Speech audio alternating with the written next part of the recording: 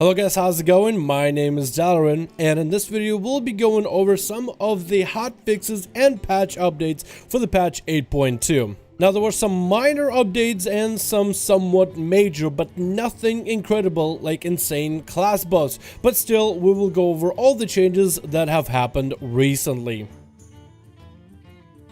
First of all, if you are a tank in patch 8.2 BFA and you've been having trouble with aggro, it isn't you, or most likely it's not you.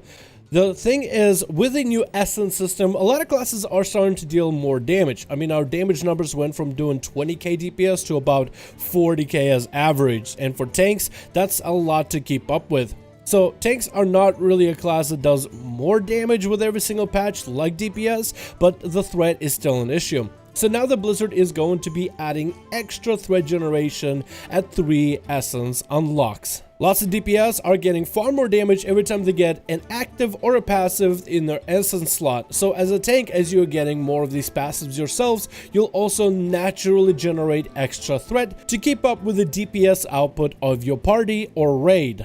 Hopefully this fix is enough for tanks to hold aggro a little bit easier. Let me know if you are a tank and you found anything noticeable this week with this patch update. Next we're going to see a trinket nerf for one of the strongest trinkets in the game on the PvP side of World of Warcraft, Harbingers Inscrutable Will. The thing is about this trinket and why it's so good for PvP, even though it's an intellect trinket, a lot of melee classes started using this. The active effect and the proc chance for it is actually quite high, and the amount of damage this trinket can do on its own is pretty nuts. Blizzard tried to stave off this trinket against melee by making it a pacification effect rather than a silencing effect, so even for melee you still have to dodge those ripples that fly to you after the trinket spears your enemy. But still, a lot of the melees, especially dot heavy ones that can put dots and kind of get away from an enemy, still utilize it, as well as healers. With Blizzard wanting to cycle out Season 2 items like COS gear out of the PvP rotation by nerfing a lot of these pieces, we are seeing a massive nerf to Harbingers Inscrutable Will, and now it deals 50% less damage against player targets. I can still see this trinket maybe being useful if you do COS and you kill the boss and you get some really high Titan Forge version of it for PvP, but looks like this trinket might be seeing itself out of the rotation for this season. And I think a lot of people will be happy because that's one less PvE item dominating the PvP scene. We also got an update to a bug that was pretty detrimental for a lot of classes. We have Shadow Priest, for example, trying to roll with the brand new Azeroth Residuum that they got in a few weeks of Mythic Plus. After all that grind to finally be able to buy a full 45 randomized piece of Azeroth gear, the one that they wanted had a 0 drop chance. But for whatever reason, the Mantle of Ceremonial Ascension, which is a best in slot item for Shadow Priest, would never drop. As well as the Mantle of Fastidious Machinations, that one wouldn't drop as well, although I don't know which spec needed that specific shoulder as their best in slot. I mean, there was even a player that decided to create a character on PTR with all the Residuum that they collected over a couple of weeks to see if that piece had a chance of dropping at all, and they kept buying the cheapest piece over and over and over, copying the character with that fresh Residuum and then trying again, and the shoulders never dropped. So Blizzard has fixed that sense. But imagine saving up all that Residuum and then having 0 chance for your best in slot, even if it's already a snowball's chance that you will get the one that you ultimately need. We're also seeing a lot of nerfs for the mythic version of Azara as the Eternal Palace race is on.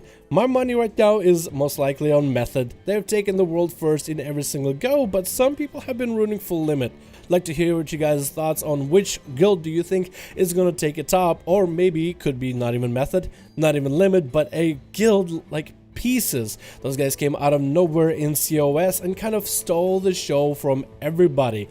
But still, there are going to be some nerfs and updates for Azara right now, and I believe that in the next few weeks we will start seeing some nerfs for a few bosses, as usually Blizzard likes to keep the bosses at the high and medium where only the top tier guilds can get to them, and then they eventually nerf them for more guilds to even have a chance at that cutting edge.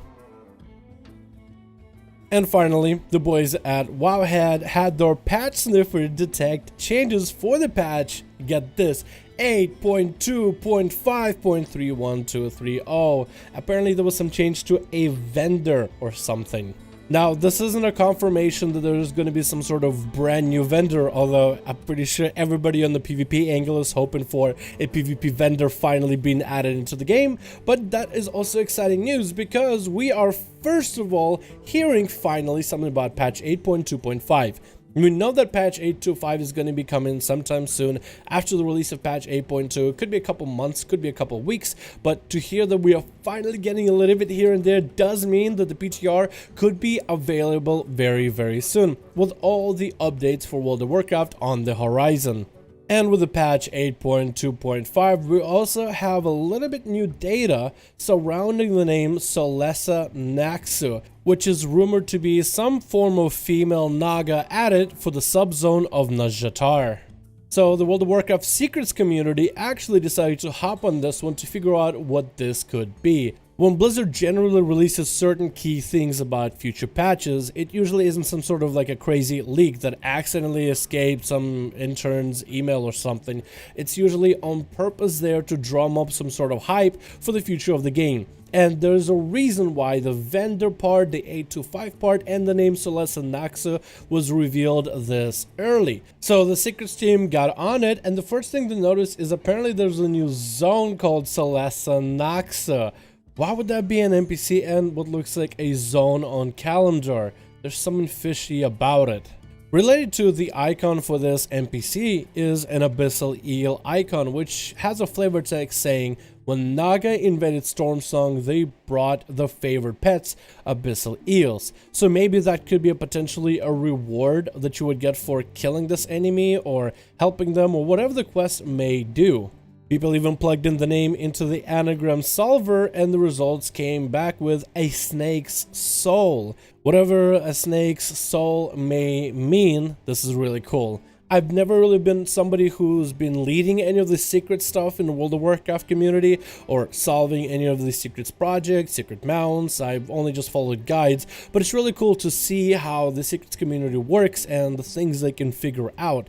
All the stuff could be just a coincidence, and these things just randomly lined up, and it's just another quest that Blizzard is adding as a world quest or something. Or it could be this next big thing with some kind of a crazy secret. We won't really know that information until patch 8.2.5, but if I were to make a judgment here, I think there is definitely something to it.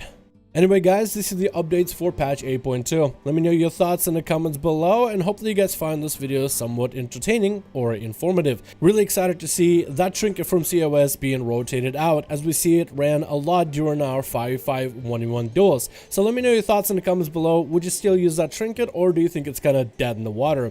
Let me know your thoughts guys. Thank you so much for watching. I'll see all of you in another video.